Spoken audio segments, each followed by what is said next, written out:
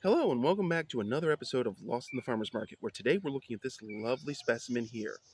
Now, as seen with the last episode where we covered the common onion via a red and a yellow onion, and then talked about Vidalia sweet onions, this is a cousin. The scientific name of this plant is Allium ampeloprasum, variety ampeloprasum. Name so nice they named it twice.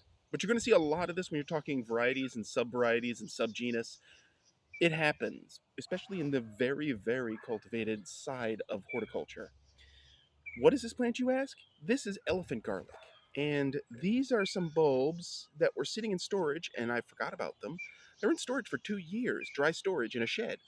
And then I was like, well, let's see if they'll grow. And lo and behold, they did. Apparently, exposed to sunlight, they started to sprout, which gives you an inkling of how tough elephant garlic is and why I respect it as a food plant and a garden perennial. Now, elephant garlic is in the Amaryllidaceae family, which means it's related to those amaryllis that you can buy at the store. You know, the big, giant, softball-sized bulbs that have the triplet of flowers that are usually white, red, or pink. So Amaryllidaceae is the family, and Allium is the genus. So it's a subfamily, a subgrouping under Amaryllidaceae. But anyway, the word ampeloprasum sounds really weird. It means leek of the vineyard because they look kind of like a leek. They're shaped like a leek when their greenery is up, and if you didn't check below, you wouldn't know the difference. Now, leek of the vineyard comes from two words in Greek: ampelos and parson. Okay, one means leek, and the other one means vineyard. Ampelos, parson. Okay. Now, these particular plants are native to the Mediterranean, the Eastern Mediterranean. However, there is some question of their origins because, of course, there is. Some say out into Asia, some say the Middle East. The Eastern Mediterranean was mentioned the most frequently, so we're going to default with that. These plants are hardy in USDA zones 2 through 10, but 3 through 9 is best.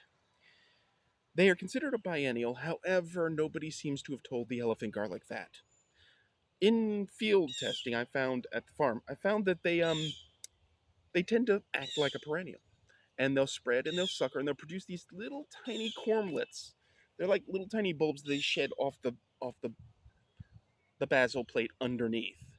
And that's their way of spreading, sort of, kind of. So they act more like a perennial. And honestly, I'm okay with that. They're grown as a biennial in the agriculture field where it takes about 2 years to get a properly sized bulb. These are individual bulbs. See this right here? This is what would be the center of a old growth bulb here.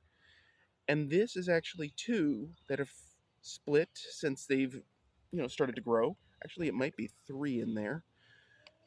And these are actually planted unusually high so that you can see what the cloves look like. The clove is the individual piece, and then clustered together is the bulb.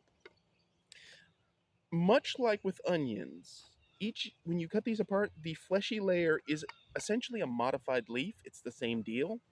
It's just the leaf is much chunkier. The outer skin here, this white skin on it, is called a tunic. That's actually a big dead leaf. It acts as a protectant to keep critters and things out, but also to keep moisture in and to protect the inner layers. If these bulbs grow long enough, they're going to constantly produce layers of this stuff. Now, I should point out, the skin off garlic, elephant garlic, and yellow onions can be pulverized in a food processor into dust to make a onion, garlic, / elephant garlic powder substitute that you can use in your cooking. Anyway, the soil pH preference is 6 to 7.0. It prefers rich organic soil with good drainage, which is contrast to onions, which aren't quite so picky. However, they seem to enjoy Carolina sandy soil just fine, so you probably, if you have sandy soil, you won't have to add drainage, you just have to add the organics. The exposure is full sun, though they'll tolerate partial sun, and I've grown them in both and had equal success. It's an easy plant to grow. In case you're wondering, by the way, the soil in these starts is basic seed starter soil, so it's not anything fancy with enhanced drainage. And as you notice, they don't seem to care, at least at this stage, anyway. The height can be 1 to 3 feet, so they're a pretty big garlic. The width can be 3 to 6 inches, which because the leaves will eventually droop down. Now, as you grow this plant, I want to point out, as it reaches maturity and it tries to flower, you should always snap off the flower and use it in cooking. If you don't snap off the flower, you end up with, and this is not what's going on in this case, you end up with a singular large round bulb kind of like this. Not what's going on in this case. This is a clove that's just really round. But if you snap it off, it forces the plant to side shoot and produce the bulb. And that's the same with traditional garlic as well. You're tricking the plant into thinking, oh, I can't have kids. I might as well go do some what's called asexual propagation or reproduction. Basically, the plant has a backup mechanism in case something happens to flowers or no seeds are produced, that it can clone itself genetically, making more of itself. Which, I mean, are you going to complain about it? I'm not going to complain about it. Now, here's some other facts. It is thought by some that cultivated elephant garlic differs enough to get its own Latin name from the wild variety. So, in some references, it'll be called Allium ampeloprasum variety holmense, named after probably the person who proposed that. And their name was probably Holmes or something like that.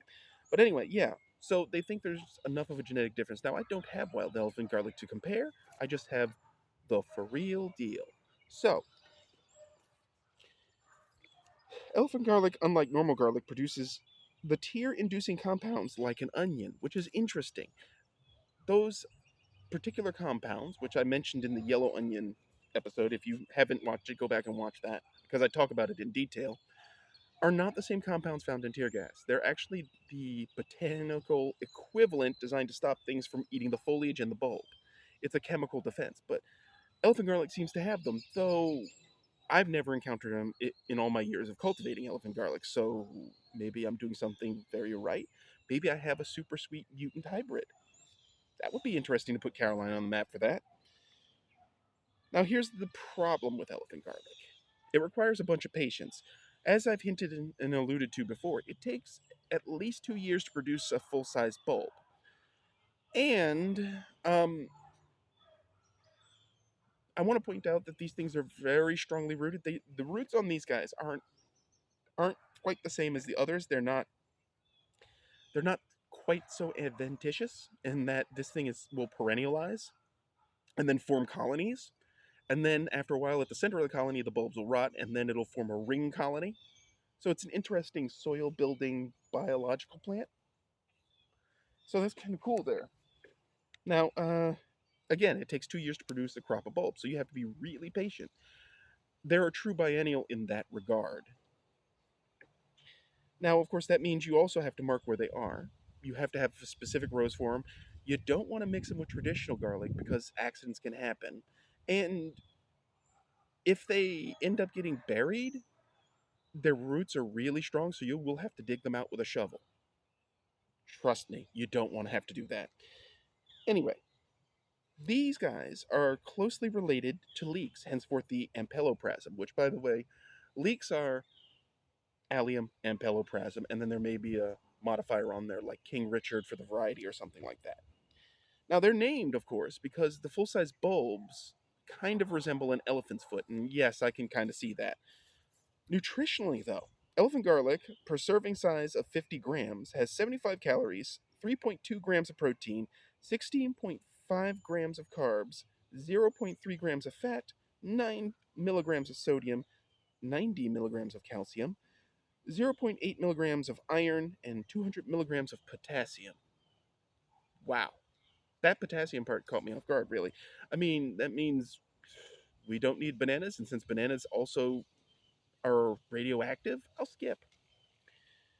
Now, as I mentioned, with time, this plant will form colonies that the center will eventually die on. Now, the interesting thing about that is that you can use that to your advantage to produce humus heavy soil. Humus being the basic organic matter that's in soil that is decayed stuff, decayed leaves, decayed bugs, decayed poop. Yeah, you can basically use that to your advantage to rejuvenate dead sections of soil. However, that is only a patient man's game. So there's that. So this is elephant garlic in a nutshell, and this is what they look like when they're really young. Our next episode will probably continue this trend in the onion family, if not a houseplant. So stay tuned for the next episode. It'll be coming soon. And don't worry, the sugarcane expose thing is coming. It's just, well, I've been working on it all winter and trying to figure out how to get that together. So stay tuned as always, folks. Thank you for watching. And don't forget to hit up our socials.